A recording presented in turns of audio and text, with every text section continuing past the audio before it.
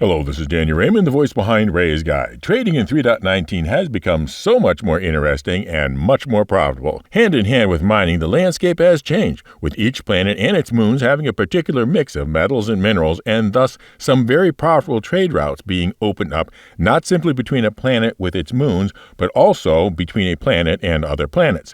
This creates a purpose for the whole sea, which can't be landed loaded.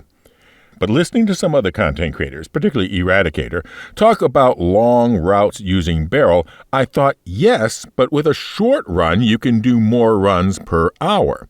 Somebody should compare the profitability per minute between going someplace close and going someplace far.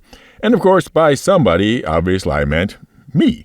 So I picked Tram and Myers Mining on Selling, mostly at random, but also because I wouldn't be duplicating Eradicator's content. So, looking at Tram and Myers, I saw that they were selling titanium, corundum, aluminum, and laranite. The first three were in huge supply and the laranite in limited supply. This fits with my personal observation that each planetary system has a dominant heavy metal, a dominant mineral, and a dominant light metal, along with trace materials. For the test, I bought just over 100 SCU of each.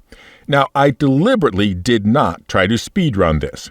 I behaved like a typical trader player would, poking around to see if there was anything interesting at the outpost, repairing and refueling on landing, ate, accidentally fell through the planet, the usual. This I felt would make my results more generally useful, although less precisely repeatable. You could almost certainly, if you tried, complete the trips faster than my numbers here. Which means that the first thing I found was that the difference in time between the near and far planets from Selin was not as different as I imagined, because a great deal of the time is spent getting in and out of your ship, particularly the C2, approaching, landing, various elevators, waiting, public transport, all that jazz. The quantum travel feels like such a big part of the time because, well, nothing's going on. I was also using a stock C2 because, again, just generally seeing what a trader would do. So let's get to Orison at just under 24 minutes kiosk to kiosk. And the profit on this partially filled mixed load stock C2 was quite handsome. For those of us used to margins in the teens, all these are quite nice. Obviously, the laranite was the most profitable, but bear in mind that you aren't going to be able to fill up a big ship entirely on laranite any more in this release than you did before. The next closest landing zone is Lorville, which took about 7.5 minutes longer than Orison. Lorville has a much better price for titanium, but the price on corundum was actually slightly lower, and the prices for aluminum and laranite, while higher, were only slightly higher, and so the profit per minute actually lower. But still, that percent profit on the titanium I can only say wow at. Next further out is Area 18 at ArcCorp at about 4 minutes longer than Lorville and thus 11.5 minutes further than Orison. And the price for titanium was unchanged. Still impressive profit, but of course, less profit per minute. The price for corundum, aluminum, and laranite were all slightly down from Lorville. And then at the farthest from the start is New Babbage, an additional 4 minutes further out than Area 18, nearly 7 minutes further away than Lorville, and 15 1/3 minutes further away than Orison. And way out here, the titanium is at its highest level, almost a full 50% profit, but still, when normalized to a price per minute, slightly behind the only 33% margin of Orison, and well behind the 48% margin of Lorville. So let's bring all this together as the profit per minute per SCU of the 4 commodities I found for sale at Tram and Myers, and there is no absolute pattern. But clearly the nearby locations are not to be counted out in favor of the higher prices found further away. But here I run into a different problem when actually trying to give you conclusions, and that is something called the observer effect. There is a principle in physics called the observer effect, which says that by measuring something, you change it.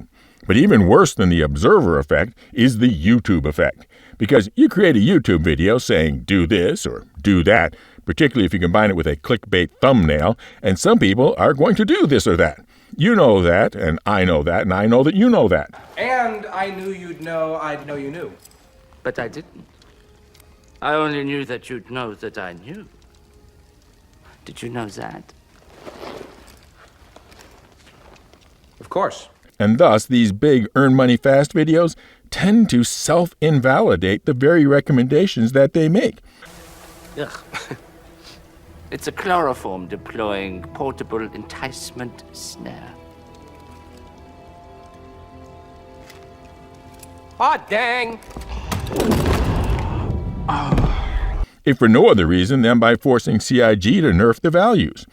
The patch notes don't say whether these new prices are set in a table or by the operation of quanta, but even if they are contained in a static table, we still have our old nemesises. Nemesis. What's the plural on that? Nemesis. Whatever.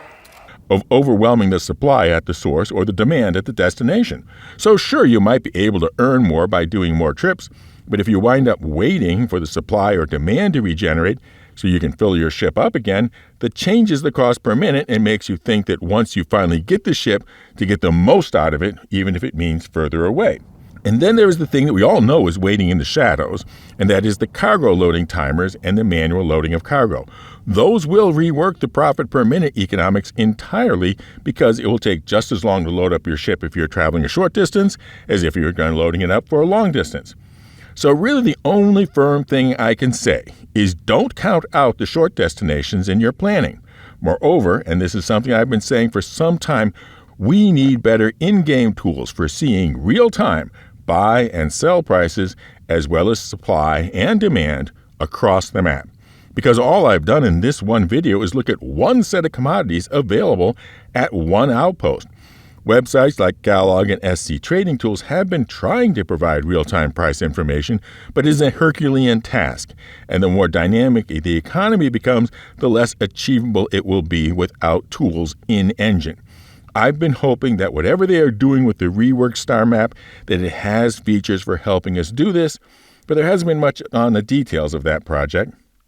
Now for an update on our giveaways. First, we have the 10,000 subscriber thank you giveaway for the LTI Hull C, the Colossal Cargo Container Carrying Craft, to be given away when the C goes live, now on the roadmap for 3.20, and the big annual IAE ship giveaway for the winner's choice of the Galaxy Complete, that massive modular mining moving medical machine, or the Banu Big Box Bargain Bazaar known as the Merchantman. One entry per video for both those giveaways. Just be a member and be entered automatically. Otherwise, be a subscriber and comment, somehow including the secret word. And the secret word for this video is the plural of nemesis. Fly safe, keep it real, and I'll see you in the verse. This is Daniel Raymond for Ray's Guide.